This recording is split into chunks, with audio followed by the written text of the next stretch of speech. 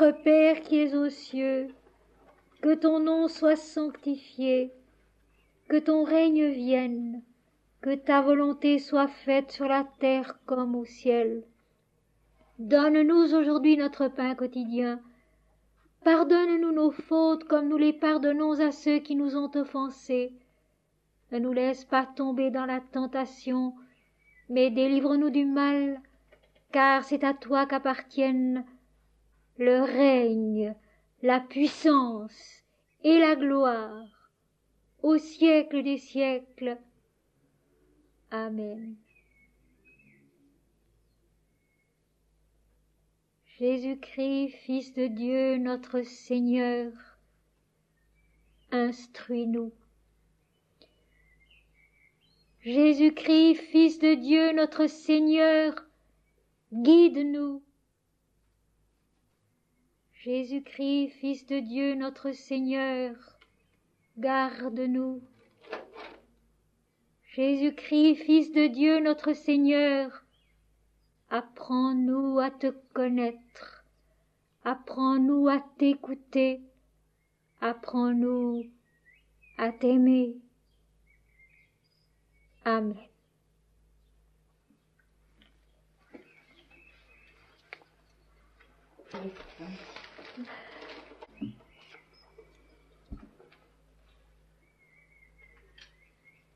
Les sentiers de l'âme, pages 142, 143 et 144. Le ciel de ma croisée est un ovale immense, où brille un seul miroir du Seigneur. Un cyprès levant son cône étroit vers le sud influence mon rêve encore voilé par ses calmes attraits. Sur un fond de satin bleuté comme l'ardoise, né au flanc du sommeil, étoile, tu parais. Blancheur nue en la nuit qu'aucun sentier ne croise, diamant pur, si net, au-dessus des marais. De l'horizon laiteux soutenant ton extase, monte comme un encens le feu d'un autre autel. Transparence arrondie en la courbe d'un vase, d'où s'exhale un repos tranquille et fraternel. Astre qu'un œil divin secrètement décèle, sous les arcs dérobés d'un dôme incorporel, ton rigide rayon que mon âme harcèle pénètre jusqu'au fond de moi, comme du miel. Ce mystique trépas conçu sans violence, de mon cœur bienheureux a fait ton échelon. Je porte ta clarté, comme serre une lance le chevalier fervent que je subjugue un blason. L'aube nous trouvera, l'étoile est ma prière, dans l'oubli triomphal d'un mutuel aveu, elle de mon amour, et moi de sa lumière, que le soleil d'un jet portera jusqu'à Dieu.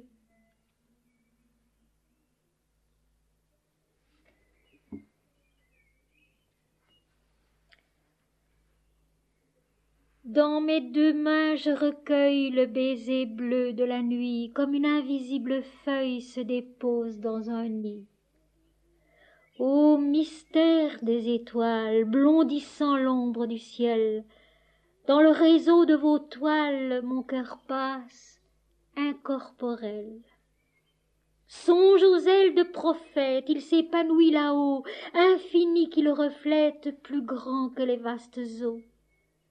Car la vie du poète est celle de l'univers, et meurt quand l'heure s'arrête au clocher des astres clairs. Coule, coule, jeune aurore, sur les chemins parsemés de diadèmes, d'amphores et d'autels transfigurés. Plus noble que la guitare qui berce les soirs d'été, une indicible fanfare module l'éternité. L'oubli surgira des ondes que les cieux toujours nouveaux roulent en multiples rondes sur d'impalpables tableaux. la suprême exactitude s'éveille là, sous l'air pur, triomphant de toute étude, merveilleuse, dans l'azur. La suprême exactitude s'éveille là, sous l'air pur, triomphant de toute étude, merveilleuse, dans l'azur.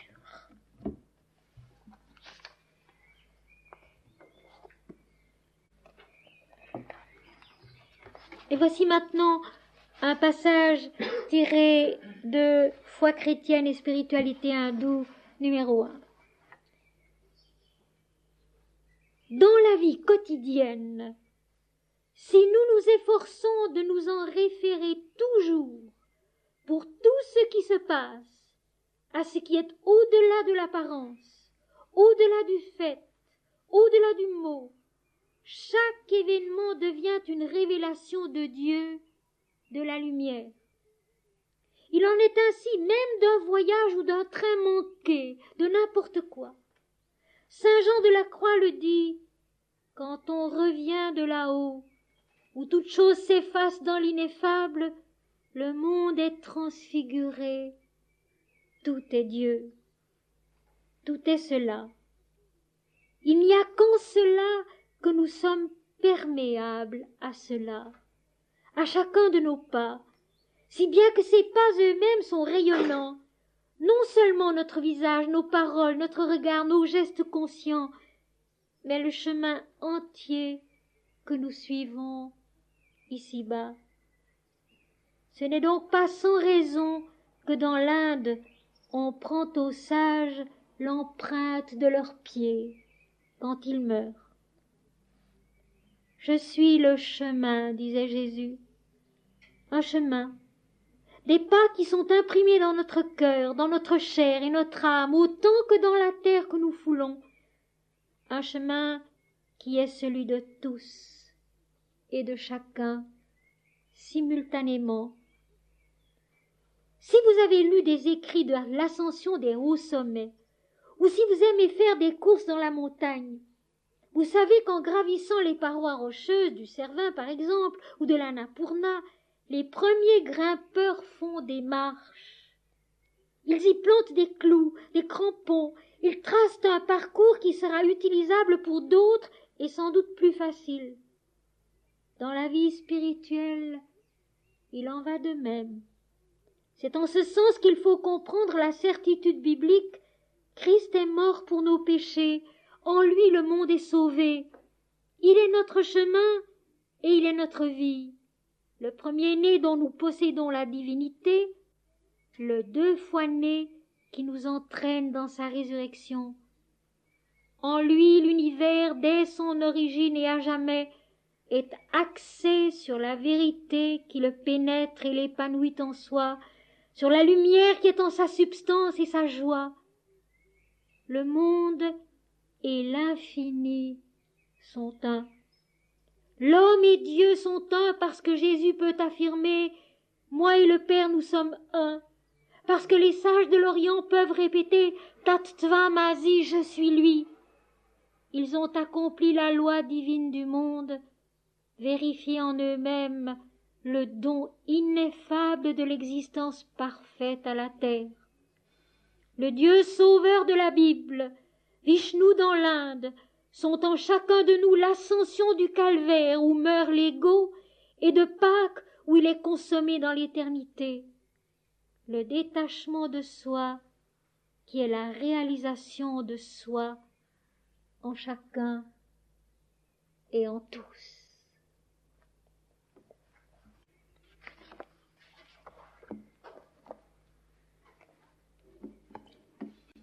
Mes amis, ce soir, nous allons tout simplement continuer Crébérard. À Crébérard, j'ai parlé de l'Évangile selon saint Jean, chapitre 14, des versets 1 à 21, et maintenant je vais traiter la suite à partir du verset 22, et peut-être les 4 ou 5 premiers versets du chapitre 15. Ce sont, à partir du chapitre 13 dans l'Évangile selon saint Jean, ces admirables chapitres où Jésus parle à ses disciples avant la Passion, avant Pâques, avant l'Ascension, avant la Pentecôte, avant l'Apocalypse. Et je pense qu'il ne faut jamais oublier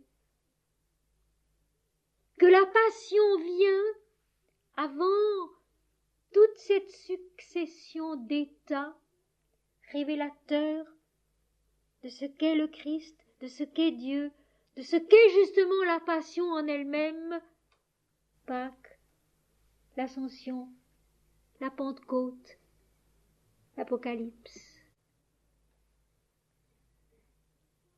Nous nous sommes trop fixés sur le drame. Nous nous sommes trop fixés sur la tragédie et nous avons oublié d'essayer d'en comprendre la véritable signification que pourtant Jésus s'est donné beaucoup de peine pour l'expliquer à ses disciples dans les derniers moments où il parlait avec eux. Et nous avons commencé donc à lire ce chapitre 14 à Crébérard. Nous allons continuer à le lire ce soir. Et vous verrez comme il est beau, et vous verrez comme il est vivant. Je dis souvent que le but de la vie, ce n'est pas une mort, ce n'est pas une fin, ce n'est pas une destruction, c'est une transfiguration. Et tout doit être transfiguré. Et je pense profondément que la Passion, elle aussi, doit être transfigurée pour acquérir en nous son véritable sens, sa véritable valeur, toute sa puissance. À pleurer sur une mort ignominieuse, nous oublions d'y voir la grande victoire de l'Esprit sur l'incarnation. Et nous oublions surtout tout ce que Jésus en a dit avant. Et c'est sur ces paroles que Jésus en a dites avant que nous allons donc nous pencher encore ce soir. La Passion non pas une fin, mais le commencement. Non pas une fin, mais le commencement. Le commencement de la vie vraie, où l'homme, avec toutes ses limites, n'est plus le centre, n'est plus le mobile, mais seulement le canal par lequel passe l'infini pour s'y révéler, pour s'y accomplir, pour s'y donner totalement. Parole de vie, parole d'espérance, parole d'éternité, et non pas parole d'affliction, de désespoir et de faim, surtout pas. Il ne s'agit surtout pas d'une fin, mais du commencement en chacun de nous de la vie vraie, de la véritable démarche, du véritable travail. Et dans les paroles de Jésus, ceci transparaît si merveilleusement. La fin de quelque chose, oui. La fin de l'incompréhension, la fin de l'erreur, la fin du mensonge, la fin de l'angoisse, il en sera question. Parce que l'homme n'est plus centré sur soi-même, mais éclaté dans l'immensité lumineuse, où tout est un, où tout est Dieu. Mes amis, On disait autrefois, impossible n'est pas français. Peut-être que on le pense moins aujourd'hui. Mais je dirais, impossible n'est pas humain. Parce que toute la possibilité de l'éternité est en nous, en chacun de nous. Et au seuil même de cette grande victoire que Jésus va remporter dans l'acte de la passion, il nous donne cela. Il n'y a que l'Éternel qui soit. Chapitre 14 de l'Évangile selon saint Jean, verset 22. Jude, non pas l'Iscariote, lui dit, « Seigneur, d'où vient que tu feras connaître à nous, que tu te feras connaître à nous, et non pas au monde ?»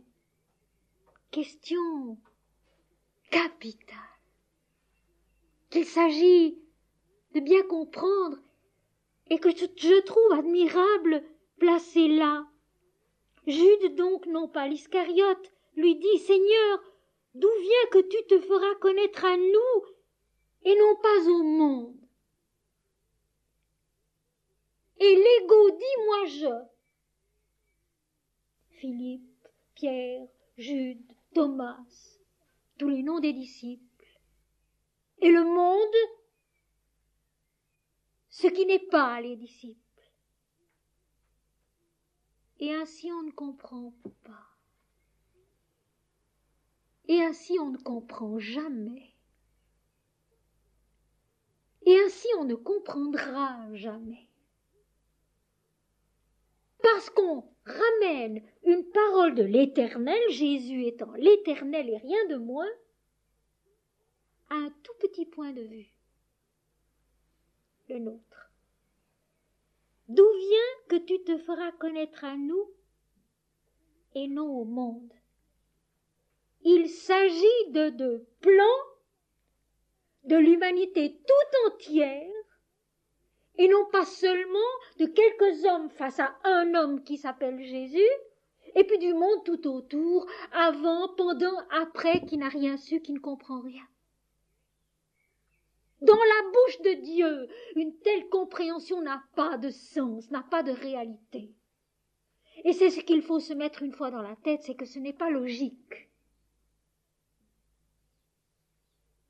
de dire moi je face à un texte pareil, c'est se condamner à n'y rien comprendre jamais.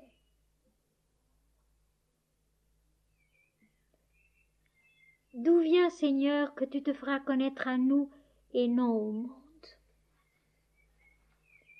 Il est précieux de savoir qu'il y a des plans de conscience en nous qui ne peuvent pas comprendre, qui ne peuvent pas connaître. Et qu'il faut donc se donner la peine de monter à des plans de conscience où on peut comprendre, où on peut connaître, où Jésus peut se faire connaître à nous. Le monde, c'est la roue qui tourne, pour employer une image de l'Inde. C'est la ronde des naissances et des morts et des destinées sur la terre qui passe, qui change. C'est le monde, cela. C'est un plan de conscience qui est insuffisant à regarder Jésus et à dire « Tu es le Christ, le Fils du Dieu vivant ». Pour cela, il faut déjà avoir su écouter. Vous vous rappelez à Crébérard, écoute dans le livre du Deutéronome.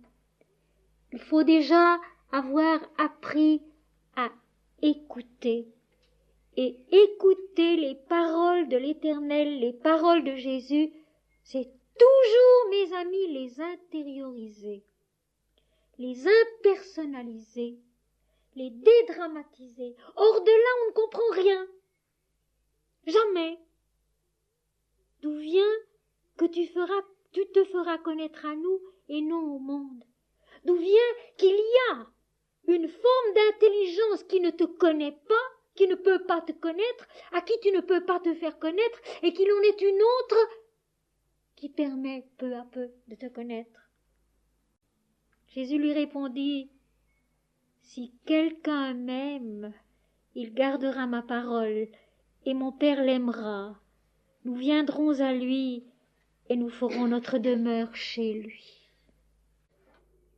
La réponse est admirable. Et la réponse est complète. Pour connaître Jésus, il faut l'aimer. Et ça va nous donner l'occasion de nous demander ce que doit être cet amour. Parce que là aussi, il y a l'amour à la mode du monde, qui ne connaît pas grand-chose, qui ne reconnaît pas grand-chose en Jésus. De quel amour parle Jésus? Nous allons en parler. Mais je veux maintenant d'abord garder la réponse complète. Jésus répondit, « Si quelqu'un m'aime, il gardera ma parole, et mon Père l'aimera. Nous viendrons à lui, et nous ferons notre demeure chez lui. » Et dans la réponse même de Jésus, il y a l'indication, ce petit accent donné au fait que c'est déjà les disciples qui sont dépassés. Quand Jude demande « D'où vient que tu te feras connaître à nous ?» il pense au groupe des disciples. Jésus dit « Quelqu'un, n'importe qui, donc le monde entier. » Vous voyez que toutes les indications précises sont dans la Bible. Si on y fait attention, si on la lit et la relit et la relit et la relit sans comprendre bien et puis en comprenant un tout petit peu mieux et puis un jour, c'est comme si les textes s'ouvraient sous un jour nouveau. Jude, en parlant, pose vraiment la question en pensant aux disciples. Donc aux 11 qui sont là, parce que Judas est déjà sorti pour livrer Jésus. Aux 11 qui sont là. Mais Jésus répond, si quelqu'un, n'importe qui avant, n'importe qui maintenant, n'importe qui après. Mes amis, c'est ça la miséricorde divine. C'est ça l'amour divin. C'est ça la révélation donnée. Quelqu'un, n'importe qui. Si quelqu'un m'aime, il gardera ma parole. Voilà une indication. Il gardera ma parole. Mais non pas pour en accuser les autres, ce que nous faisons toujours et ce que nous faisons si souvent, et ce qu'on a beaucoup trop fait. Il gardera ma parole, il gardera mes paroles de vie, pour les intérioriser, pour les vivre, pour les devenir, et pour laisser, je vous en prie, à Dieu le soin d'aider les autres et d'en juger. Si quelqu'un m'aime, il gardera mes paroles. Il se souviendra de ce que j'ai dit. Il se souviendra de ce que j'ai dit, non pas comme d'une science apprise extérieurement, mais comme d'une semence qui doit grandir, pousser, fructifier intérieurement. Toute la différence est là. Jésus a tout dit, tout ce qu'il était nécessaire de dire. Ne jugez pas, afin de n'être pas jugés. Ne jugez pas les autres, ne dites pas « laisse-moi enlever la paille qui est dans ton œil et tu ne vois pas la poutre qui est dans le tien ». Jésus dit assez de choses pour nous faire comprendre qu'il s'agit de chacun de nous, de quelqu'un, n'importe qui reçoit la parole comme une semence et qui l'arrose au-dedans de soi, avec les efforts et le travail de toute sa vie, et avec cet essai d'aimer Dieu. Si quelqu'un m'aime, Est-ce que nous nous demandons parfois ce que ça peut bien être? Aimer Jésus, aimer Dieu. Eh bien, un tout premier conseil, parce qu'il est vrai dans tout amour authentique, en aimant Jésus, il ne faut pas se préoccuper de soi-même. C'est un tout premier conseil. Je suis souvent frappée de voir chez les personnes qui, tout à fait sincèrement, ont une recherche spirituelle, ont une vie pieuse, sont toujours en train d'analyser où elles en sont, où en sont les autres.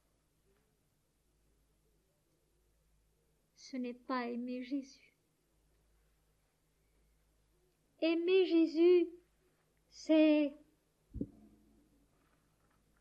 avoir de la joie à grandir en esprit et en vérité.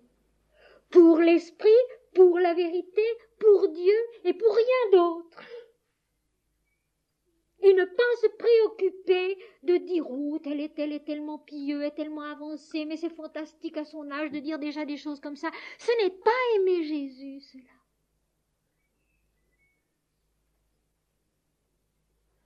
Dieu est Dieu seul. Mon Seigneur est mon Dieu. Et plus j'avance, et plus je sais qu'on a raison quand on dit Dieu est Dieu seul.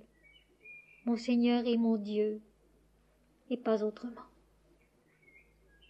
Dans toutes les circonstances, les nôtres et celles des autres, si quelqu'un m'aime, Dieu est Dieu seul, mon Seigneur est mon Dieu. Moi, je ne peux rien dire, je ne peux rien comprendre, je ne peux rien conclure, mais je peux du fond de mon cœur répéter mon Seigneur et mon Dieu, notre Père qui es aux cieux. Gardez la parole, mais la gardez intacte, c'est-à-dire non touchée, non pour en faire quelque chose, la garder pour l'aimer, la garder pour l'incruster en soi, pour qu'elle devienne vraiment la vie de notre vie. Et c'est possible. Et c'est alors que tout change. C'est alors que tout devient différent, quelles que soient les circonstances extérieures dans lesquelles nous nous trouvons. Dieu est Dieu seul. Mon Seigneur est mon Dieu. Parfois, on a même l'impression qu'on ne peut pas y mettre le cœur qu'on voudrait, qu'on ne peut pas y mettre la ferveur qu'on voudrait. Mais ça ne fait rien. Et cela devient de plus en plus vrai avec les semaines, les mois, les années, les décades. Mon Seigneur et mon Dieu,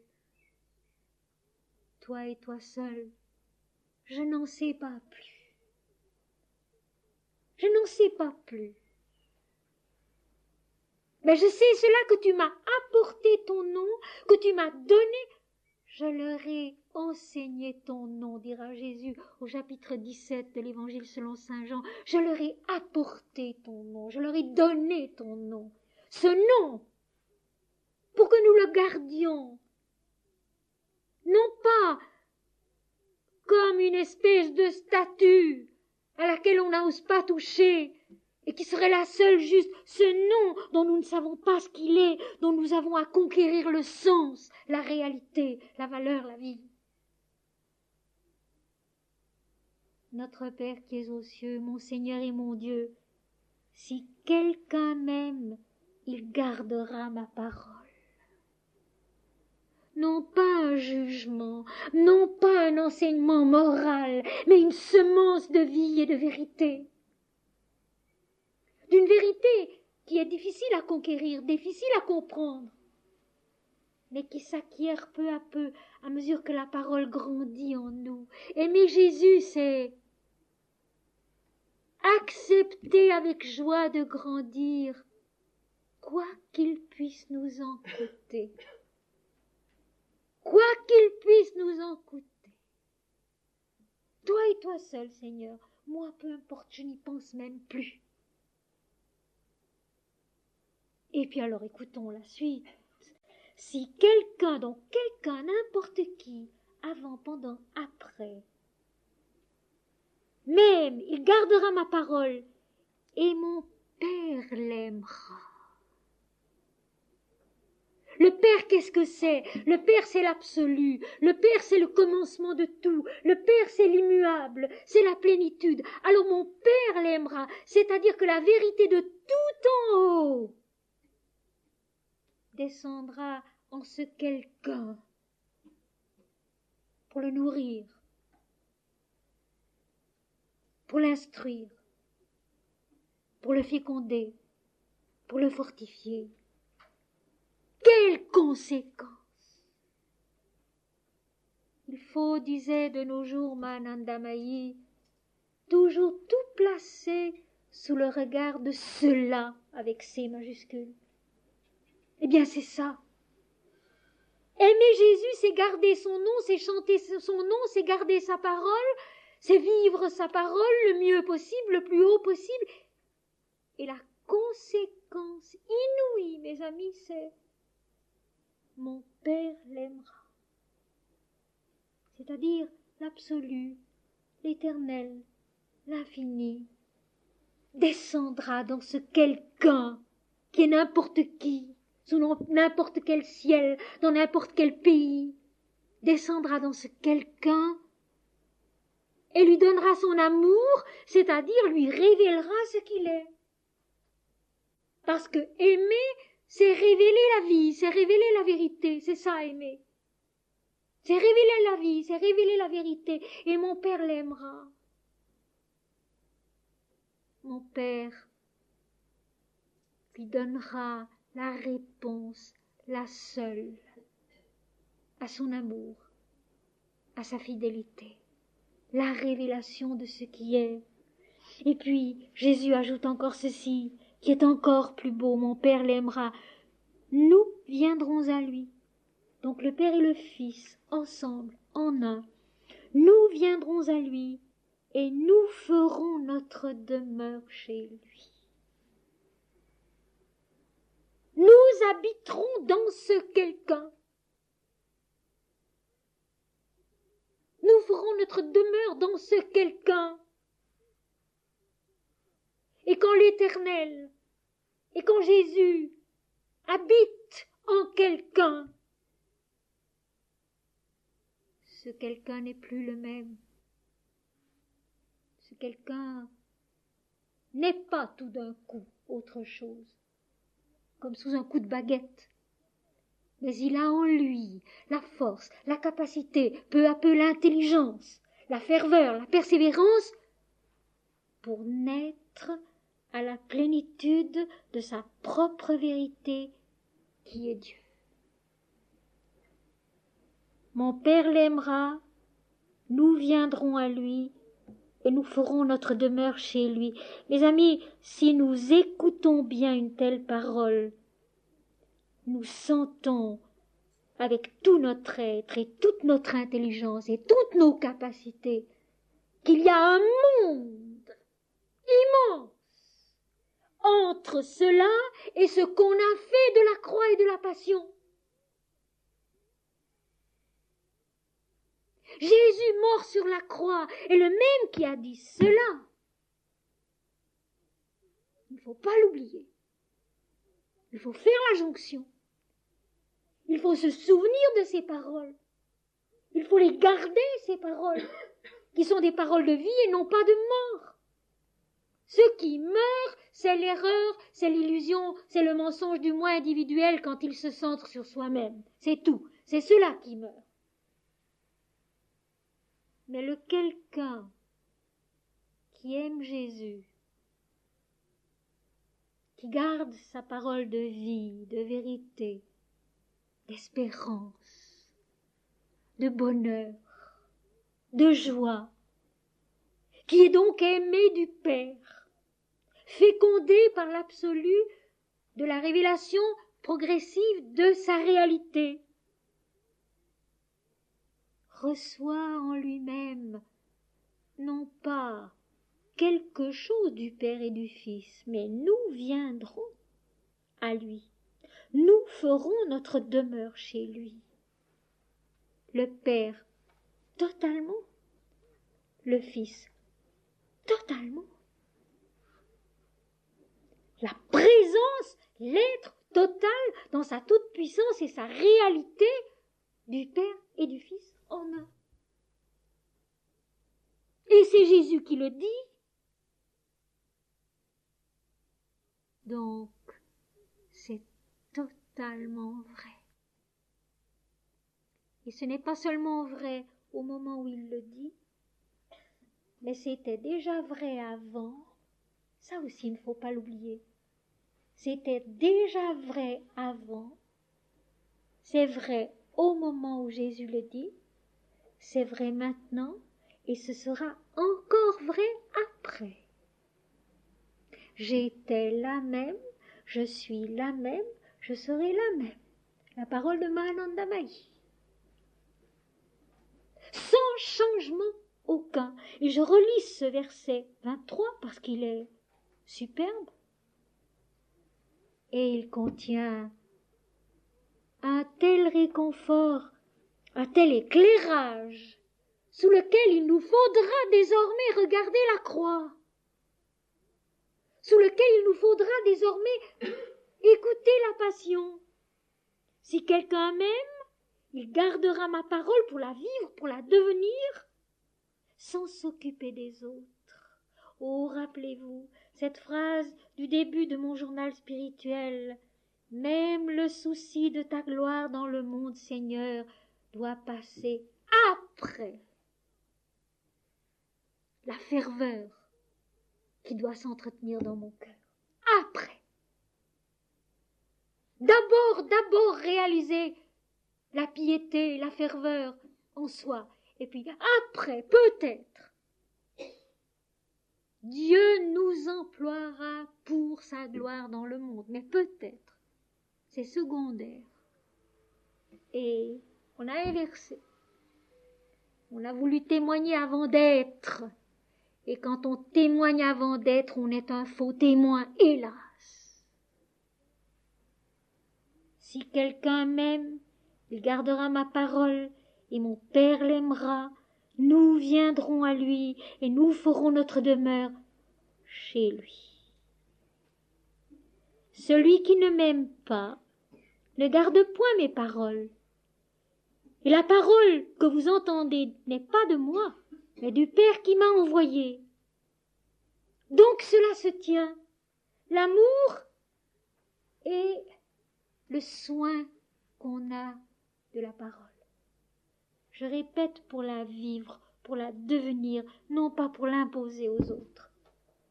Ce sont des choses qui ne s'imposent pas, ce sont des choses dont il faut donner envie de les vivre, c'est tout.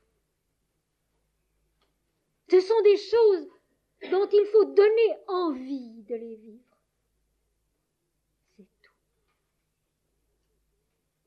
Or, l'amour vrai n'a pas besoin de paroles, il est, et il donne envie d'apprendre à aimer. Les paroles de Jésus qui sont si belles, quand on s'efforce de les vivre, de les comprendre de mieux en mieux, de les aimer de plus en plus, de s'en émerveiller toujours davantage, donne envie de les connaître et de les vivre à son tour. Celui qui ne m'aime pas ne garde point mes paroles. Il faut, c'est vrai, un effort réel pour garder les paroles de vérité, pour garder les paroles du Christ, pour garder les paroles d'un Ramakrishna, d'un Maharshi, d'un Sri Aurobindo, d'une Mahananda Mahi, d'un Swami Ramdas. Il faut un effort continu pour les garder, ces paroles. Et cet effort entraîne l'amour, parce que sans amour, on ne soutient pas un effort au-delà d'un certain temps, d'une certaine durée. On se lasse et puis on oublie. Sans l'amour, on ne peut pas garder les paroles du Christ. C'est pour cela que ça va ensemble. Si on aime, on a envie de garder les paroles. On a envie de les vivre. On a envie de les voir devenir toujours plus belles, toujours plus vraies, au-dedans de nous. Celui qui ne m'aime pas ne garde point mes paroles. Et Jésus, au fond, avec une certaine illogique, on ne voit pas très bien pourquoi il enchaîne en disant ceci, « Et la parole que vous entendez n'est pas de moi, mais du Père qui m'a envoyé. » Et ceci, Jésus le dit souvent. Mon enseignement n'est pas de moi, mais de celui qui m'a envoyé. Dieu qui s'est fait l'envoyer. Nous l'avons vu à propos de Daniel. Dieu qui s'est fait l'envoyer. Cette insistance qu'a Jésus pour répéter, pour bien faire comprendre que ce qu'il enseigne ne vient pas d'un mental humain, mais de plus haut, du Père, de cela qui est tout, qui est indivisible, qui est un, qui est éternel, qui est infini, qui est donc indiscutable. Si mon enseignement était de moi, dit Jésus aussi ailleurs, eh bien, ce ne serait pas le vrai enseignement. Mon enseignement ne vient pas de moi, mais du Père qui m'a envoyé. Donc celui qui ne m'aime pas, celui qui ne garde pas ma parole, au fond, se situe en dehors de la vie véritable, en dehors de la joie, de la lumière, de l'intelligence, de l'esprit. Il se racornit, il s'atrophie comme un membre qu'on n'emploie pas, qu'on emploie mal, qu'on n'emploie plus. Celui qui ne m'aime pas ne garde point mes paroles, c'est-à-dire qu'il n'essaye ni de les comprendre, ni de les vivre, ni de les aimer, alors que ces paroles sont si souvent un soulagement, un réconfort, une source de courage et d'endurance. Et la parole que vous entendez n'est pas de moi, mais du Père qui m'a envoyé. Donc, quand Jésus parle, il est en contact avec cela qui est tout en haut, cela qui est vrai, cela qui est juste, cela qui est bon, cela qui est miséricordieux, cela qui est très, très, très au-delà des jugements humains, des compréhensions et des incompréhensions humaines, des aspirations humaines, source de la vie, source de la vérité, source aussi de la beauté, de la joie. Je vous ai dit ces choses pendant que je demeure avec vous. Mais le Paraclet, l'Esprit Saint que le Père enverra en mon nom, vous enseignera toutes choses et vous rappellera tout ce que je vous ai dit. Et ce verset-là est extrêmement important parce qu'il souligne et il explique la nécessité de la disparition de Jésus en tant qu'apparence. Ces versets-là nous l'expliquent d'une très belle façon et ensuite encore mieux parce que c'est un point très important de la vie spirituelle. Nous avons besoin dans la vie spirituelle de nous appuyer sur des données, sur des paroles, sur certaines présences. Mais comme le mouvement de l'intelligence, le mouvement de la compréhension, le mouvement de la vie, c'est d'aller de l'extérieur vers l'intérieur, comme la manifestation fut le mouvement inverse, de l'intérieur vers l'extérieur, nous, pour comprendre, nous devons faire le mouvement inverse, de l'extérieur aller vers l'intérieur. Et voilà pourquoi Jésus, au chapitre 16 de l'Évangile selon saint Jean, dira « Il est avantageux pour vous que je m'en aille, pour que l'Esprit Saint, le Paraclet, puisse venir, pour que justement il y ait cette intériorisation. » Eh bien, pourquoi ne pas essayer, au lieu d'attendre la mort de quelqu'un pour pouvoir mieux comprendre, ce qui se passe souvent? Les grands artistes, par exemple, c'est bien souvent après leur mort qu'on les reconnaît. Un Bach, il a fallu attendre un siècle jusqu'à ce qu'on s'aperçoive de ce qu'il était. Un siècle après sa mort, Mendelssohn a commencé à voir le géant qu'était Bach. C'est vrai pour tout. C'est bien souvent après la mort de quelqu'un qu'on s'aperçoit que ce quelqu'un, tout de même, c'était quelqu'un de bien. Alors pourquoi ne pas essayer de faire le travail pendant la vie, pour qu'il n'y ait pas cette confusion si triste au fond et si grave en nous, et qu'a fait le christianisme tout entier, de s'imaginer qu'au fond la vie dans le monde, c'était laid, c'était mauvais, qu'il fallait le fuir, le détester, et tout attendre d'après la mort, dans un au-delà dont on ne sait rien et qu'on ne sait pas où situer. Pourquoi ne pas essayer de vivre et de comprendre cet effacement ici-bas dans la vie, pendant que tout le monde est là?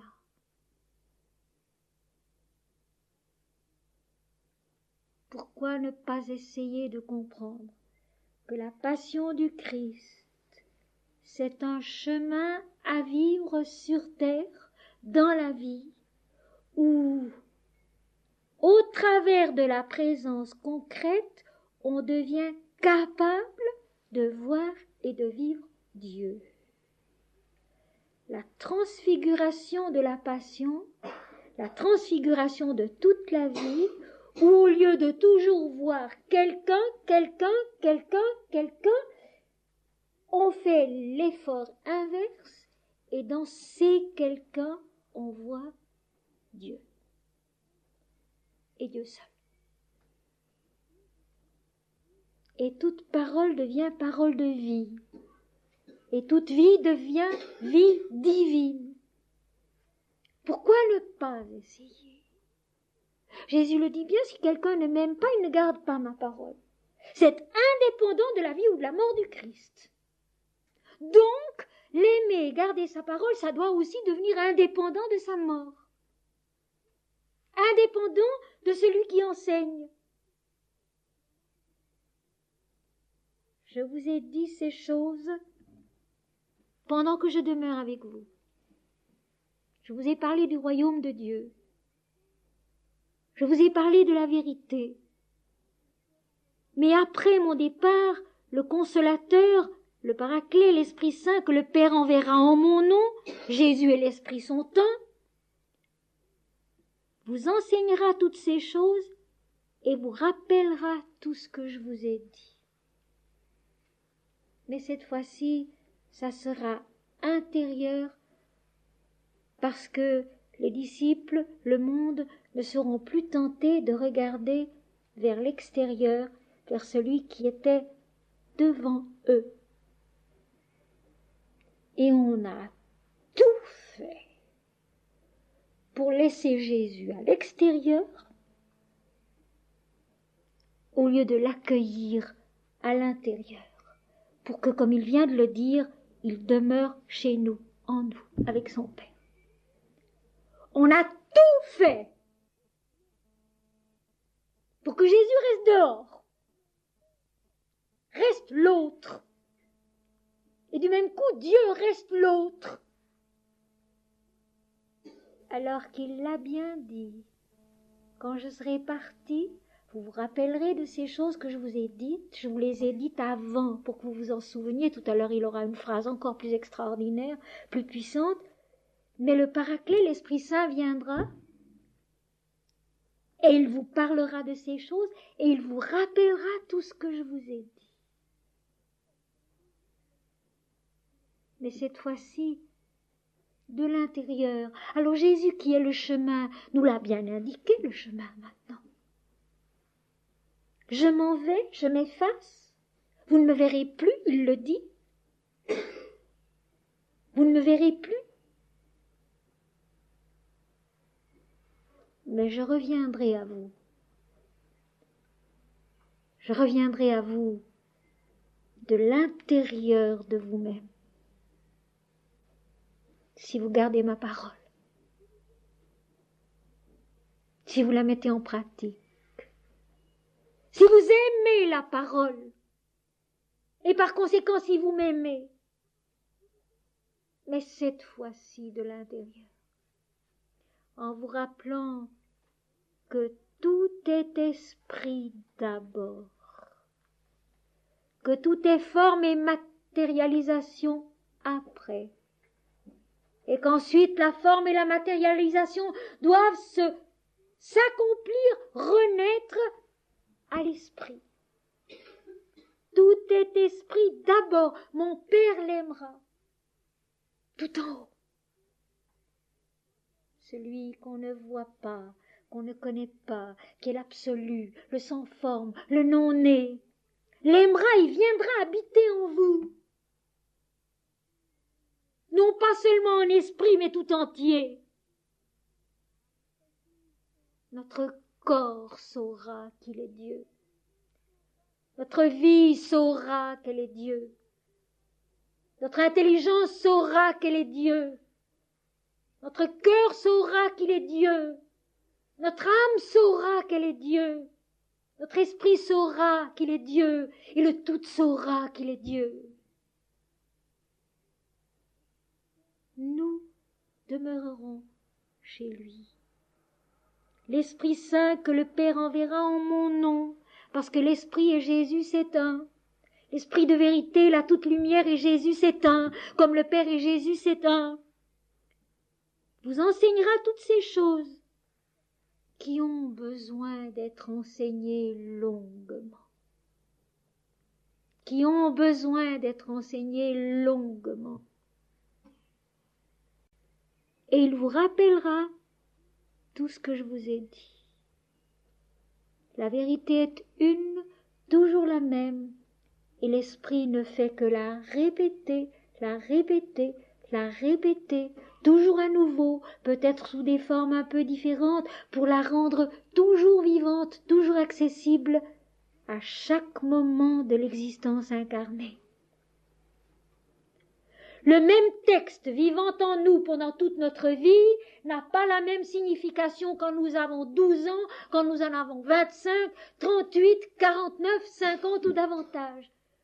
Ce texte s'enrichit, change, et si notre démarche est juste, il deviendra toujours plus vaste, toujours plus serein, toujours plus miséricordieux, toujours plus détaché, je dirais libre, des circonstances extérieures, des faits extérieurs, des gens extérieurs à nous. Il vous rappellera tout ce que je vous ai dit. Le souvenir de Dieu, le souvenir de la parole de Dieu. Il n'est pas besoin d'en savoir beaucoup, quelques-unes suffisent. Mais il faut les aimer. Mais il faut les aimer. Préférez penser mon Seigneur et mon Dieu qu'autre chose, peut-être beaucoup plus compliqué, beaucoup plus beau apparemment, mais qui n'a pas cette densité, qui n'a pas cette consistance, qui n'a pas cette puissance.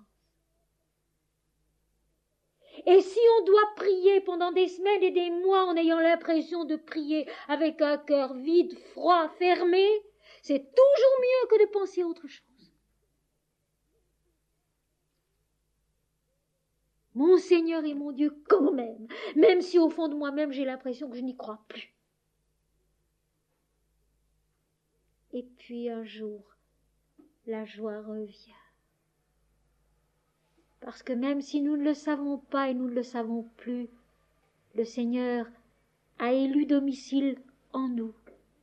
Il est là. Et sa miséricorde nous attend, son Esprit Saint nous rappelle ce dont nous avons besoin de nous souvenir. Je vous laisse la paix, je vous donne ma paix, je ne vous donne pas comme le monde donne. Que votre cœur ne se trouble point et ne s'alarme point. Je vous laisse ma paix, je vous donne ma paix, je ne vous donne pas comme le monde donne. Ce que le monde donne passe, change, disparaît, ne revient pas. Ceci ne veut pas dire que quand Jésus nous donne sa paix, nous laisse sa paix, nous allons la ressentir toujours, merveilleusement et immuablement. Oh non! Cette paix aussi, il y a bien des moments où nous avons l'impression que nous l'avons perdue, mais de l'avoir accueillie, reçue un moment, nous en a donné le goût, nous en a donné la valeur, et nous saurons la reconnaître quand elle reviendra. Elle subsiste, elle est toujours là, dès lors elle nous attend.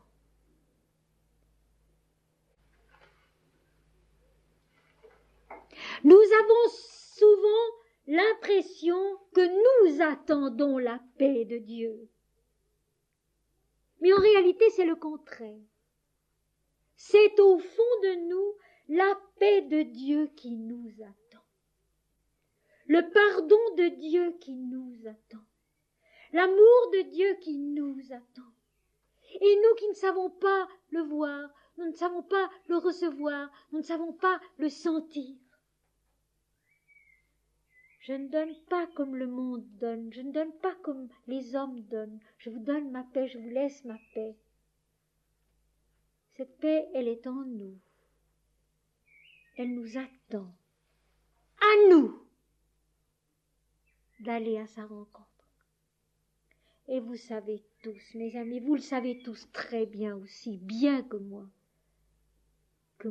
on parle intérieurement et extérieurement, plus on le trouve, le chemin de cette paix. Et plus on parle, et moins on le trouve, le chemin de cette paix. Se taire, chanter le nom de Dieu, garder sa parole, essayer de l'aimer comme ça, quand on ne peut pas mieux, quand on ne sait pas mieux, et bien souvent on ne sait pas mieux. La paix nous attend au-dedans de nous-mêmes, et quand nous sommes disponibles, quand nous sommes disposés, eh bien, cette paix qui est là, qui nous attend, se donne à nous. Je vous laisse la paix, je vous donne ma paix, la paix de Jésus. Jésus a bataillé pendant sa vie sur la terre. Et il a bataillé avant et il bataille depuis.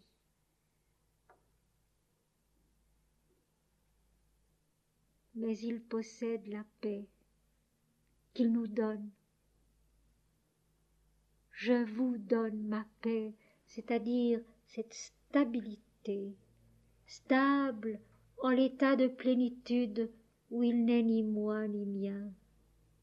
Jésus n'est pas quelqu'un, Jésus n'est pas une personne. Jésus c'est toute la vie, Jésus c'est l'éternel, Jésus c'est l'infini, Jésus c'est l'immensité, Jésus c'est le Saint-Esprit lumineux. Cette paix qu'il nous donne, il l'est parce qu'il n'est personne. Et qu'on ne possède la paix que quand on n'est personne. Tant qu'on est quelqu'un, on n'a pas la paix. D'une façon ou d'une autre, il y a toujours une inquiétude. Mais quand on n'est personne, et Jésus n'est personne, je vous donne ma paix. C'est-à-dire la lucidité calme de l'Esprit Saint, qui sait, qui voit, qui est, mais d'une façon illimitée. Je ne vous donne pas comme le monde donne, le monde qui donne et qui prend.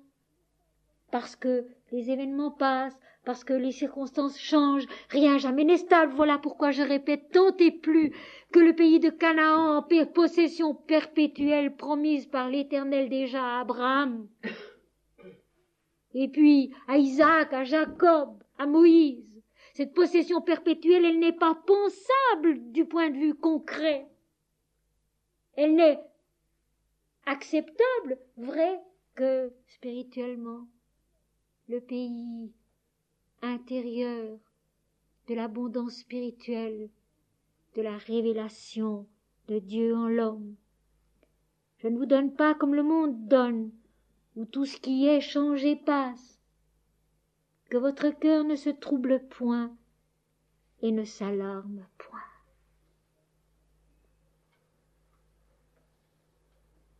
C'est peut-être une des choses que l'homme a le plus de peine à conquérir sur soi, c'est cette maîtrise du calme, de l'absence de trouble, de l'absence d'alarme. Mais on y arrive. On y arrive. En y mettant le temps, en y mettant l'effort, on y arrive. On peut commencer d'abord à répéter le nom de Jésus, à réciter l'oraison dominicale, à se répéter par exemple « Je vous donne ma paix, je vous donne la paix, je ne la donne pas comme le monde la donne ». Oui, mais on peut s'aider d'une autre manière aussi. Et c'est une manière que j'emploie beaucoup moi-même. Quand quelque chose de désagréable ou de pénible arrive, de me dire « mais ce n'est pas grave, ce n'est pas grave, ce n'est pas grave ».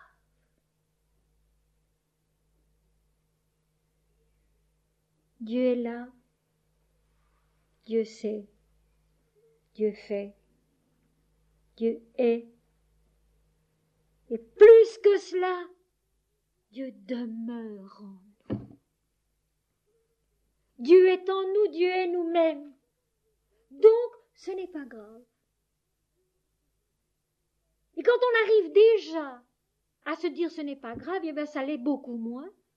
Et surtout, on garde toute sa lucidité et toutes ses capacités pour faire face. Sans précipitation, c'est aussi une chose à apprendre. Rien jamais n'est urgent, parce que l'éternité est en nous et l'éternité est en toutes choses. Donc, prendre le temps d'avoir ce petit recul qui permet d'être sage dans l'action, calme dans son cœur et sa pensée, confiant dans son âme, quoi qu'il arrive. Se donner ce petit moment, au lieu de se précipiter pour réagir. On fait un malheur de plus, les médecins le savent. On fait un malheur de plus. Ce petit moment de recul, de dépersonnalisation, parce que c'est ça, de dépersonnalisation qui permet d'être calme dans le geste, lucide dans l'intelligence, confiant dans son cœur et dans son âme. Et là aussi, on est maître de la situation. On transfigure la passion. On dédramatise pour intérioriser, pour rendre vivant d'une autre façon de vivre. Au lieu de rester prisonnier d'une manière de vivre qui est toute centrée sur l'extérieur. Que votre cœur ne se trouble point et ne s'alarme point. Il va se passer des choses. Il va se passer des choses que vous ne comprendrez pas. Dieu est Dieu seul. Ça ne tourne pas toujours bien, mais non. Sur la terre, ça ne tourne pas toujours bien. C'est aussi une erreur qu'on a commise, de croire que si on vivait pieusement, ça tournerait toujours bien, mais non. Ça ne tourne pas toujours bien, ça ne tourne pas forcément mieux. Mais c'est vécu différemment. Et la différence est énorme. C'est vécu différemment. Au lieu d'en faire un drame, on en fait une leçon à apprendre patiemment. Au lieu d'en faire un drame qui nous épuise, qui nous fatigue, qui nous enlève notre courage, notre joie, on en fait une leçon à apprendre. Et Dieu sait s'il est parfois des leçons qui sont difficiles à apprendre. Je me rappelle des travaux écrits à préparer pour le collège, pour le gymnase, où vraiment ça n'était pas facile. Une leçon à apprendre. Une leçon à apprendre de bon cœur. Comme dans le livre de l'Exode, l'Éternel a cette parole admirable envers Moïse. Tu recevras, toi et Aaron, vous recevrez les offrandes de tout homme qui l'a fait de bon cœur. Une leçon à apprendre de bon cœur. Que votre cœur ne se trouble point et ne s'alarme point. 2 points, j'ajouterai, parce que ce n'est pas dans le texte. Je suis. Et plus que cela, je suis vous, je suis toi. Je demeure en vous, je demeure en toi. Je suis. Pourquoi se troubler? Pourquoi s'alarmer? Quelles que soient les circonstances. Je suis, et je suis en toi, et je suis toi. Et j'aime la suite. Vous avez entendu une nouvelle, vous avez entendu que je vous ai dit, je m'en vais et je reviens vers vous. Si vous m'aimiez, vous vous réjouiriez de ce que je vais au Père, car le Père est plus grand que moi. Donc déjà là, Jésus sait que la leçon n'est pas comprise, que la leçon n'est pas entendue, que d'avance la passion sera faussée, sera finalement un malentendu entre lui et l'humanité. Vous avez entendu que je vous ai dit, je m'en vais et je reviens vers vous. L'effacement de l'apparence, l'effacement de la forme, pour qu'il puisse revenir en nous de l'intérieur de nous. Quand on aime profondément quelqu'un, et que ce quelqu'un nous est enlevé d'une façon ou d'une autre, quand on l'aime vraiment, on le recrée du fond de soi, on le retrouve du fond de soi, on vit avec lui du fond de soi. Et c'est exactement ce que Jésus attend de ses disciples et de quiconque.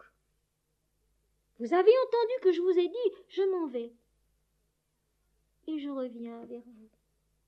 Alors on s'attache au fait que Jésus est apparu aux disciples d'Emmaüs, qu'il est entré par les portes fermées quand les disciples étaient rassemblés dans la chambre haute, etc., etc., etc., etc. Mais ce n'est pas cela que Jésus a voulu dire. Limité uniquement à ça, mais non.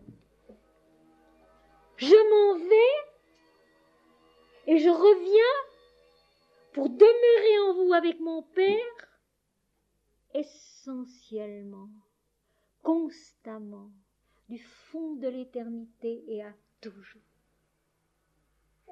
Il faut vraiment donner au texte leur dimension la plus vaste, parce que l'éternel est vaste. S'il y a un mot que Sri Aurobindo emploie beaucoup, c'est vastitude. Et il a raison. Il a raison. Parce que pour comprendre un peu le divin, c'est la vastitude dont on a besoin. Ce n'est pas ce qui est étriqué, petit. Vous avez entendu que je vous ai dit, je m'en vais et je reviens vers vous. Si vous m'aimiez, ce qui revient au même que de dire si vous me compreniez, parce qu'aimer, c'est comprendre. Si vous m'aimiez, Vous vous réjouiriez de ce que je vais au Père, car le Père est plus grand que moi. Je vais m'accomplir, comme il le dira au chapitre 17 du même évangile, dans la gloire que j'avais auprès de toi, Père, avant que le monde fût. Je m'en retourne à cette grandeur démesurée qui est toi en moi, qui est moi en toi, et moi en tous, et toi en tous. Si vous m'aimiez, vous vous réjouiriez de ce que je vais au Père, car le Père est plus grand que moi. Je m'enfante, je m'accomplis dans cette immensité qui est le Père et moi en un. Jésus sait que ce n'est pas compris, que ce n'est pas reçu, que ce ne sera pas compris, que ce ne sera pas reçu. Pas encore aujourd'hui. Pas encore aujourd'hui. Et s'il est certainement des saints, des mystiques, qui dans leur petit coin l'ont vécu, l'ont compris, dans l'ensemble, ceux qui se réclament du Christ sont très très loin encore de l'avoir compris, de le comprendre. Conclusion, mes amis, il faut se mettre en route et travailler. Il faut se mettre en route et travailler. Non pas sur les autres, mais sur soi-même. Pour qu'un jour, cette transfiguration de la passion elle-même devienne si éclatante qu'on ne puisse plus ne pas la voir. Pour qu'un jour, cette transfiguration de la passion du Christ soit si éclatante, tout simplement parce que c'est vécu dans beaucoup de cœurs, dans beaucoup d'intelligence, dans beaucoup de quelqu'un, que l'humanité entière ne puisse plus ne pas la voir. Et maintenant, je vous ai dit ces choses avant qu'elles arrivent, afin que lorsqu'elles arriveront, vous croyiez. Mais Jésus ne dit pas quoi. À nous d'essayer de comprendre avec ce qui précède. Et maintenant, je vous ai dit ces choses qui vont arriver avant qu'elles arrivent, afin que lorsqu'elles arriveront, vous croyiez. Eh bien, mes amis, ceci c'est très clair. Quand les événements extérieurs, troublants, douloureux, qui vont se produire arriveront, que vous ne voyez en eux que l'esprit. Et la victoire de l'esprit, et ce que je vous ai enseigné. Ne pas se troubler, ne pas s'alarmer, et voir Dieu.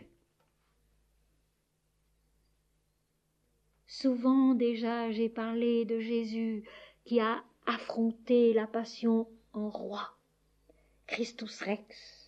C'est lui qui l'a voulu, c'est lui qui l'a créé, c'est lui qui l'a vécu, parce qu'elle était le chemin visible de la mort à l'ego et de la naissance à l'esprit, la consommation dans l'esprit. Et c'est ce que Jésus veut dire là, afin que lorsque ces événements que je vous annonce arriveront, vous croyiez. Vous ne vous laissiez pas troubler, mais ça, mes amis, c'est vrai à tout moment dans la vie. Afin que, lorsque vous aurez des difficultés, des contrariétés, des problèmes que vous n'arrivez pas à surmonter, vous croyiez quand même que tout est Dieu et que tout est esprit. Il faut parfois beaucoup de courage pour le croire encore, pour l'admettre encore. Et pourtant c'est ça. Ne pas douter. Afin que lorsque ces choses dont je vous ai parlé arriveront, ces événements de la vie finalement, ces événements de la vie qui continuellement détruisent ce qu'elle a bâti, ce qu'elle a construit, ce qu'elle a fait, vous croyez quand même que tout est éternel et que l'éternel seul est. Je suis. Afin que lorsque ces choses dont je vous ai parlé arrivent, vous croyez. vous restiez stable intérieurement, les regards fixés sur l'esprit, en disant simplement, mon Seigneur et mon Dieu, Éternel notre Seigneur, que ton nom est magnifique sur toute la terre. Je ne vous parlerai plus guère, car le prince du monde vient, il n'a rien en moi. Le prince du monde, c'est le mensonge de l'ego, c'est l'illusion du moi individuel, qui vient comme une houle, qui va tout emporter sur son passage. Je ne vous parlerai plus guère, c'est fini maintenant. Ma voix ici-bas se taira, car le prince du monde vient. Il a rassemblé ses forces. Il vient, et le mensonge comme une houle va submerger la vérité. Mais rappelez-vous alors, afin que vous croyiez, afin que vous ne mettiez pas en doute la parole de l'Esprit, la toute-puissance, la victoire de l'Esprit.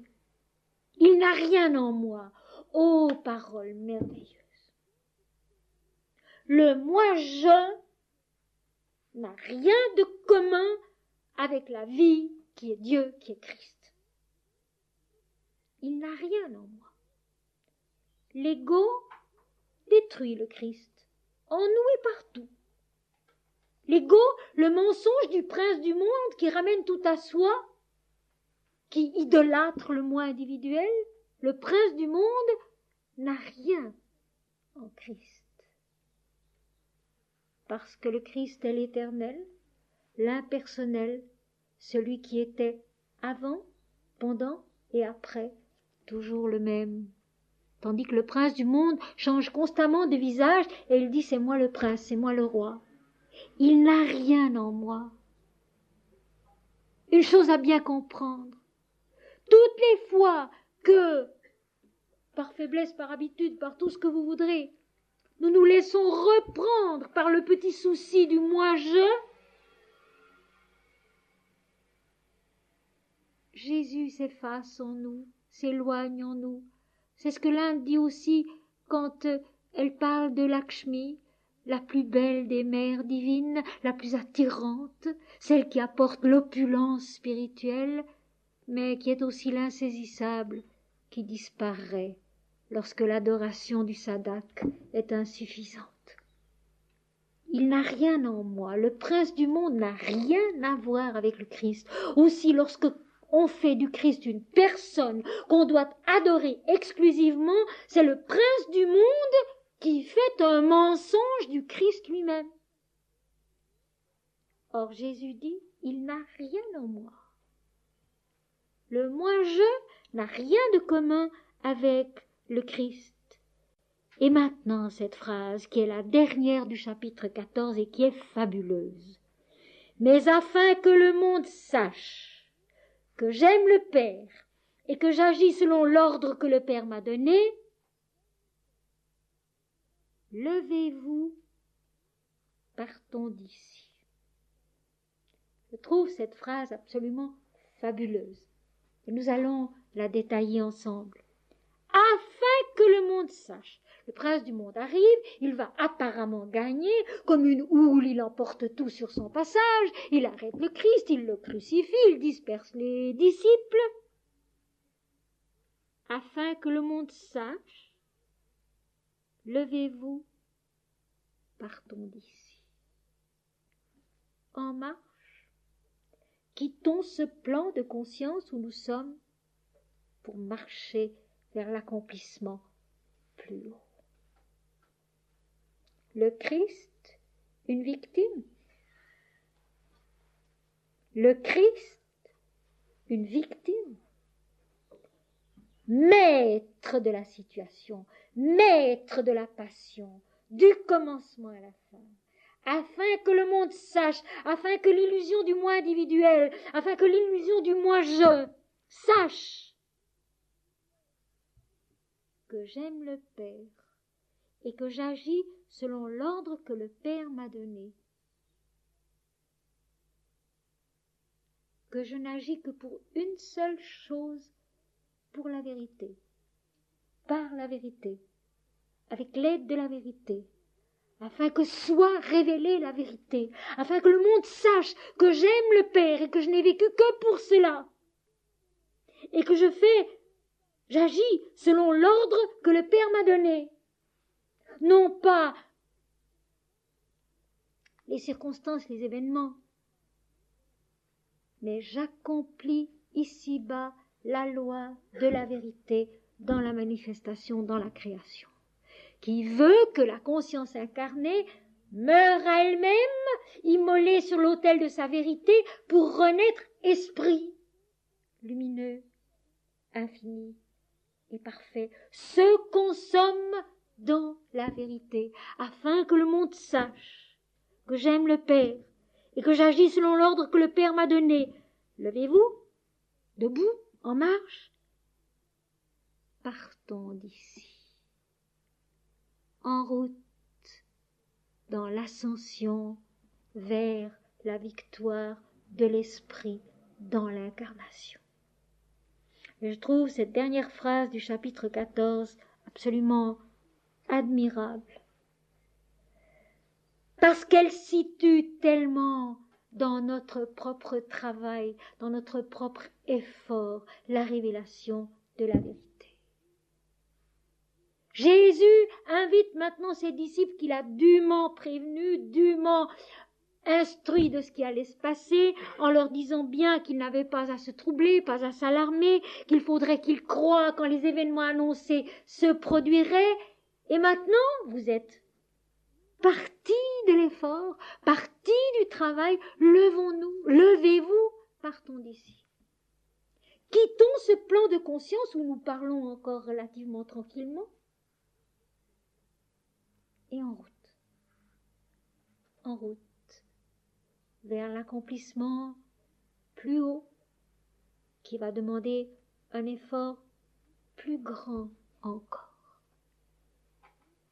Les disciples qui ont suivi Jésus ont certainement déjà accompli beaucoup d'efforts pendant ces 3 années pour devenir ce qu'ils sont à ce moment-là.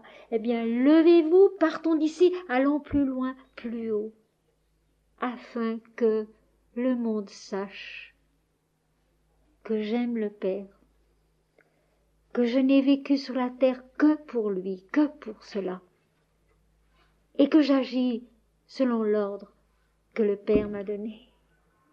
Ramakrishna pouvait dire la même chose. Une Manandamayi pouvait dire la même chose. Je n'ai vécu ici-bas que pour aimer le Père et pour accomplir sa volonté et pour rien d'autre. Et bienheureux celui pour qui il en est ainsi.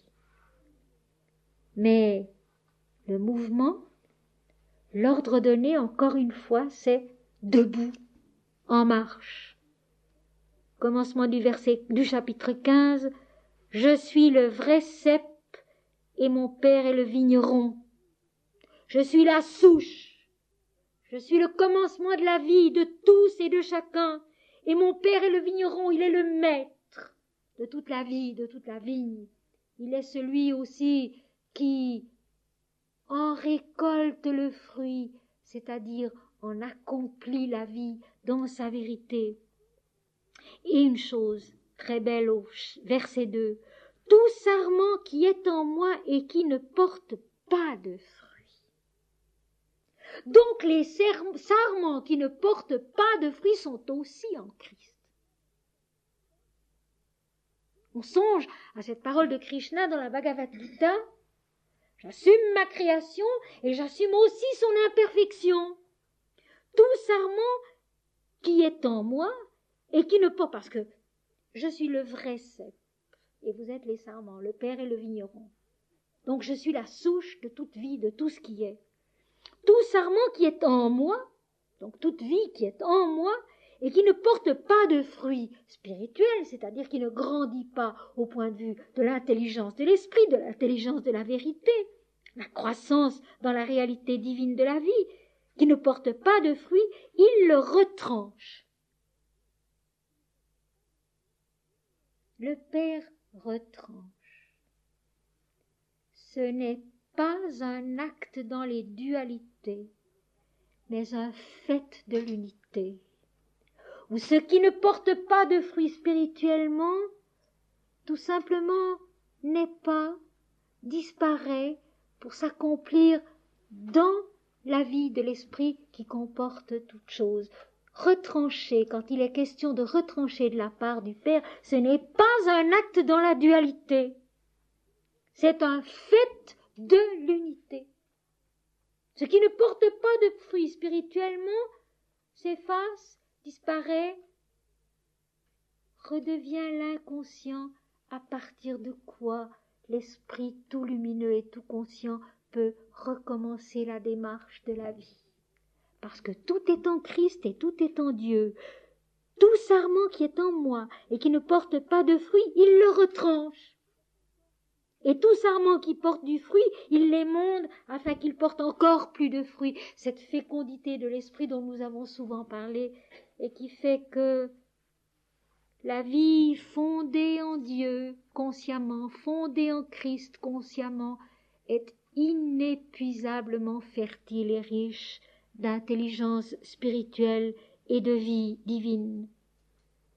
Demeurez en moi et je demeurerai en vous.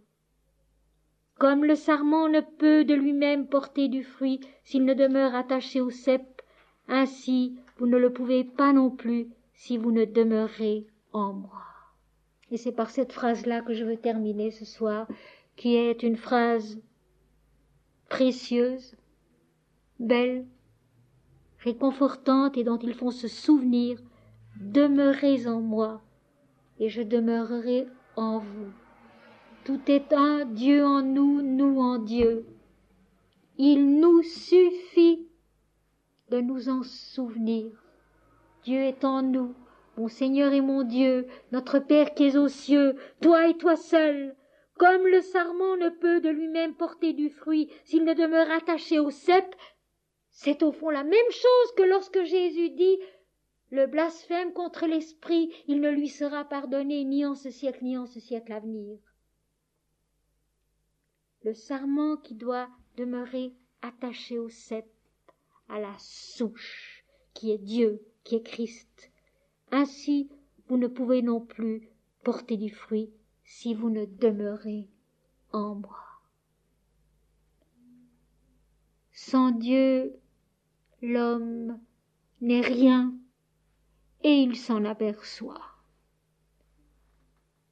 En Dieu, l'homme peut tout, l'homme est tout, et il découvre au fond de soi-même la paix de l'Esprit Saint qui est la lumière de la réalité. Voilà donc la fin de ce chapitre 14, le tout début du chapitre 15, ces paroles du Christ adressées à ses disciples avant son départ, pour qu'ils en comprennent la signification. À nous de nous y mettre pour comprendre un peu mieux à notre tour. Et maintenant, mes amis, nous allons aérer, nous allons nous détendre un peu, et puis nous méditerons ensemble.